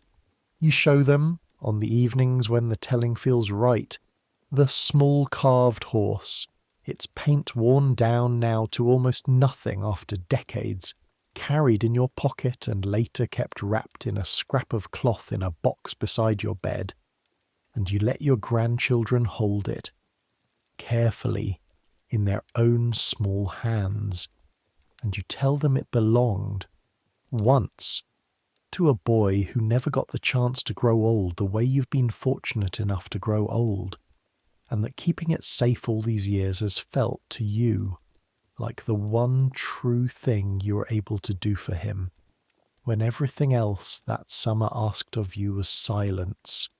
You're an old man, nearly 70. The year workmen finally uncover something that answers, at least in part, the question your whole generation had carried unresolved into their graves. You do not live to hear of it yourself. It happens long after you're gone, nearly 200 years after that summer, when labourers repairing a stairway inside the White Tower break through an old blocked-up chamber and find, beneath the rubble, a wooden chest containing the bones of 2 children, one slightly larger than the other, buried together in a way that suggests care rather than concealment alone, someone having taken the trouble to lay them down properly even in secrecy. Nobody living can say with certainty even then whose bones they truly are, though the size and the age fit close enough to what everyone had long suspected, that the king of that later age has them gathered up and given a proper tomb at last. Inside the abbey where their brother's coronation never came, a small marble monument raised over children who had waited, by then, the better part of 2 centuries for anyone to admit, formally, that something terrible had in fact happened to them within those walls. You never know any of that, of course. It happens generations after your own bones have long since gone to whatever ground received them. But somewhere in the story you pass down to your own children, and they to theirs, and theirs to children further still, a small true thread survives, unbroken across all those generations who never met either boy and never will. The memory of an ordinary quarter hour on a windswept rooftop, a laugh, a hand pressing a small wooden horse into another boy's palm, a promise asked and a promise kept. That, in the end, is the only justice you're ever given the chance to offer. Not an answer, not a resolution, just a memory, carried carefully forward, refusing to be folded away into the same practiced silence that swallowed everything else. On the nights when the memory comes back to you hardest in your old age, lying in your own warm bed with your wife breathing steady beside you, and your grandchildren asleep down the passage, it isn't the fear you remember first. It isn't even Lord Hastings, or the lion's hot amber eye an inch from the bars, or the two grey shapes you glimpsed and never confirmed at the base of a stair tower in the half-light before dawn. It's the ordinary things, the small, physical, forgettable things that somehow never did get forgotten. The weight of the yoke settling across your shoulders in the dark before the 4 o'clock bell, and the particular give of your knees learning trip by trip exactly how to carry it. The cold of the stone stair coming up through the soles of your feet, worse in winter than you ever experienced in your 6 short weeks, but present even in July. Stone that had already been cold for 400 years before you were ever born, and would stay cold for 400 more after you were gone. The smell of tallow and boiled meat and river mud settling into the fabric of your own clothes so thoroughly that Ida once told you, laughing despite everything, that she could pick you out blindfolded from 10 other boys just by the particular way the tower had gotten into your collar. You're tired enough some nights, remembering it all, that the memories start to blur together the way memories do when a person has carried them long enough. You're not certain some nights whether it was Watt or some other boy entirely who first showed you the trick of the clockwise stare. You're not certain whether it was 3 ravens or 6 that gathered each dawn at the White Tower's base, whether the largest of them had 1 blue-black feather along its wing or 2. The particular details soften, the way stone softens under centuries of feet, worn down not by any single dramatic blow, but by the sheer accumulated weight of ordinary passing time. What never softens, what stays as sharp in your chest at 70 as it was at 15, is the shape of the 2 boys themselves.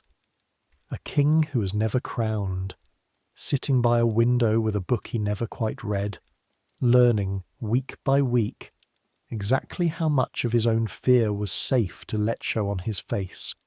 A duke of 9 years old, restless and quick and unguarded in a way his brother had already, by 12, learned he could no longer afford to be, pressing a small carved horse into your palm and asking for nothing more than a witness, someone who would remember afterward that it had been real. You have been that witness now for the whole of your long life. You're still that witness tonight, telling this same careful, edited story to whoever is willing to sit and listen a while longer before sleep finally claims them too. Centuries will pass beyond anything you yourself will live to see. The fortress you carried water through will stand through wars and fires, and the slow creeping change of a city that will one day stretch further than any wall could ever hope to contain it. The mint will move elsewhere, the lions will be carried off to some grander menagerie built for gentler purposes, the spiral stairs worn smooth by your own feet, and Watts and Idays, and 1,000 feet before and after yours will be worn smoother still, by servants and soldiers, and eventually by visitors who come only to look, paying a coin at the gate for the privilege of walking where you once worked afraid. The 2 boys will be spoken of in that distant future by people who never met them and never will, who argue over their fate in taverns and later in print, in voices confident or uncertain by turns, none of them any closer to certainty than you yourself carried to your own grave. Some will insist on murder, some will insist on secret survival. Most, in the end, will simply repeat the same unanswerable question that settled into your own chest that terrible summer and never fully lifted, turning it over and over the way you once turned the little carved horse over in your own healing palm. But somewhere in all of that unresolved argument, carried forward the way you yourself carried it forward, a small true thing survives that no amount of uncertainty can erase. 2 boys ran to embrace each other across a fortress green, once, on an ordinary Monday, glad simply to be together again after time apart. One of them laughed, unguarded and real, at the sight of an entire city spread out beneath a windswept rooftop, and pressed a worn wooden toy into a servant boy's hand and asked only to be remembered. That happened. Whatever else remains uncertain, that much is true, and you have spent a whole long life making sure it stayed true, told and retold, carried carefully forward past your own dismissal, past your own fear, past every practiced silence this fortress ever tried to teach you. You are tired now, the good, earned tiredness of a story finally told all the way through to its end. Let the memory settle. Let the ache in your old shoulders, the ghost of a yoke you haven't carried in 50 years, finally ease. Let the sound of the 4 o'clock bell, which you can still hear sometimes in the half-second before sleep takes you, fade at last into ordinary silence. You were 15 once, and afraid, and you carried water up a clockwise stair in the dark, and you kept a promise a 9-year-old boy asked of you on a rooftop in the last happy hour either of you would ever fully understand as happy until it had already passed. You did what the fortress asked of you. You did not last a month. Not properly. Not the full contracted term, but you lasted long enough to see something true, and to carry it safely out through the water stairs, and to keep it, worn and faded but never quite forgotten, for the whole rest of a long and ordinary life. You think sometimes on these late nights of Mistress Price's own careful kindness, the way she'd warned you gently rather than harshly, and you wonder whether she survived that summer's quiet reduction of the household any better than the rest of you did, whether she found some other great house to serve, or whether she too simply vanished one week into the same practiced silence she'd taught you to recognize on your very first day. You think of Edie Colt's hands, wringing that wet sheet tighter and tighter, and you hope, without any way of knowing, that she found her way safely back to her people in Kent and lived out her own long life far from those grey walls. That is enough. That has always, in the end, been enough. Let the walls fade now, grey stone dissolving into the same soft dark that took the candle on your own window sill all those years ago.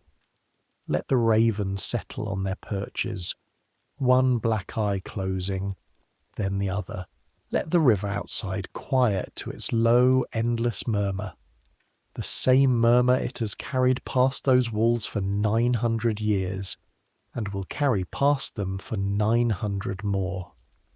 Somewhere a small wooden horse still rests, wrapped in its scrap of cloth, in a box beside a bed, in a house that has long since crumbled into ground, that has long since been built over 2 or 3 times more. And somewhere, carried forward in a story told from grandparent to grandchild and onward past all counting, 2 boys are still running across a green in the last ordinary sunlight either of them ever fully got to keep. Rest now. You've carried enough for one night. Good night.